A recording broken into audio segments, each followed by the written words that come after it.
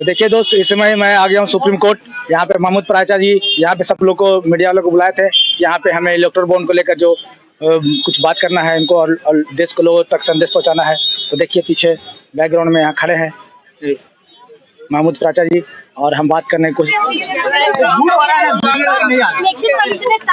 चुनाव ईवीएम से होंगे, क्या कहना चाहते हैं?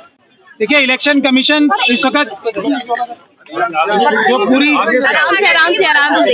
दुनिया और देश जानती है कि इलेक्शन कमीशन ईमानदारी से काम नहीं कर रहा है। उनकी अपॉइंटमेंट ईमानदारी से नहीं हुई है और वो काम भी ईमानदारी से नहीं कर रहे। पूरा देश उनके ऊपर, पूरी दुनिया उनके ऊपर शक की नजर से देख रही है, लेकिन उनको शर्म लेकिन मगर नहीं आती। तो इस वक्त पूरे देश की निगाहें सुप्रीम कोर्ट के ऊपर है। सुप्रीम कोर्ट ने जनता के इस आश्वासन के ऊपर, जो सुप्रीम कोर्ट के 4 जजेस ने एक बात बोली थी कि हम पे दबाव है 2018 में, जनता आज उठ खड़ी हुई है। गांव गांव, देश देश और प्रदेश प्रदेश, मोहल्ले मोहल्ले में जनता ईवीएम के विरुद्ध उठ खड़ी हुई है। पॉलिटिकल पार्टीज जो शायद थोड़ा लिहाज और शर्म कर रही थी इस बात से कि उनके ऊपर ये इल्जाम झूठा आरएसएस और बीजेपी लगाएगी क्योंकि वो चुनाव हारते हैं, इसलिए वो ईवीएम के खिलाफ बोलते हैं। अब इंडिया गठबंधन, राहुल जी जो कांग्रेस पार्टी के सबसे बड़े नेताओं में से एक है, कल उन्होंने अपनी स्पीच में ईवीएम को एक महत्वपूर्ण मुद्दा बनाया है। उसकी वजह सिर्फ और सिर्फ ये है कि जनता ने उन्हें मजबूर किया है कि आप लोग शर्म मत करो, आरएसएस और बीजेपी वाले तो झूठे हैं, मक्कार हैं, वो आपके ऊपर झूठा दबाव बनाएंगे। ईवीएम से चुनाव वही कराना चाहता है जो ईवीएम के माध्यम से मक्कारी करना चाहता है। तो अब पॉलिटिकल पार्टीज भी इस दबाव से बाहर आ रही हैं और अब जो सच्चाई है ईवीएम के लिए 2018 में भी कांग्रेस पार्टी ने, जब राहुल जी प्रेसिडेंट थे उसके, तब भी एक रेजोल्यूशन पास किया था।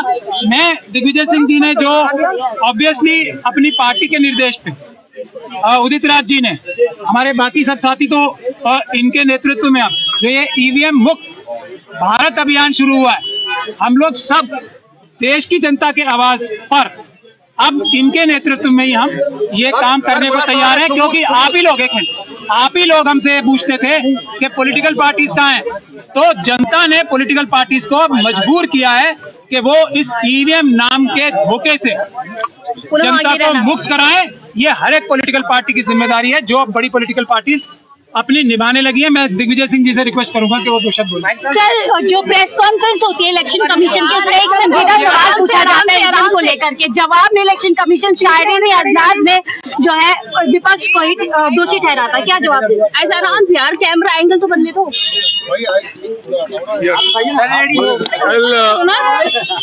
इंडिया अलायंस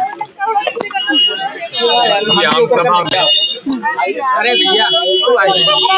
अनेक नेताओं ने, आज अम्बेडकर जी ने और राहुल गांधी जी ने तो यहाँ तक कहा, राजा की आत्मा ईवीएम में अटकी हुई। ये अपने आप में बहुत बड़ा एक संदेश उन्होंने दिया और हमें इस बात पर आश्चर्य हो रहा है कि राजा रजवाड़ों के समय राव भाट हुआ करते थे जो अपने राजा महाराजाओं के लिए कसीदे पढ़े जाते थे और उनको इनाम दिया जाता था। अब मुख्य चुनाव आयुक्त महोदय ईवीएम के बारे में रात को जागकर ईवीएम की प्रशंसा में शेर लिख रहे हैं, शायरी कर रहे हैं। क्या शायरी थी सर? अब वो शायरी थी, आप भी सुन चुके हैं, मैं भी सुन चुका हूँ। तो फिर सर बार-बार इल्जाम लगा रहे हैं। बात ये है कि सबूत मांगना अगर है तो आप हमारे 3 प्रश्नों का उत्तर क्यों नहीं देते? प्रश्न नंबर 1, वीवीपैट में जब सिंबल लोडिंग यूनिट सॉफ्टवेयर डालता है उसको उजागर क्यों नहीं करते? उजागर करिए, नंबर 1।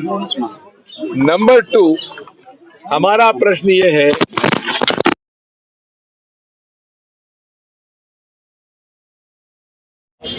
और सिंबल वो लोड करते हैं, क्या वो इंटरनेट से चुनाव आयोग के सेंट्रल सर्वर से कनेक्ट इंटरनेट से करते हैं कि नहीं करते हैं, इसका जवाब नहीं देते।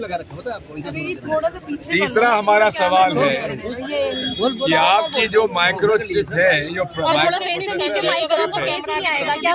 वो वन टाइम प्रोग्रामेबल चिप है या मल्टीपल प्रोग्रामेबल चिप है, इसका उत्तर वो नहीं देते।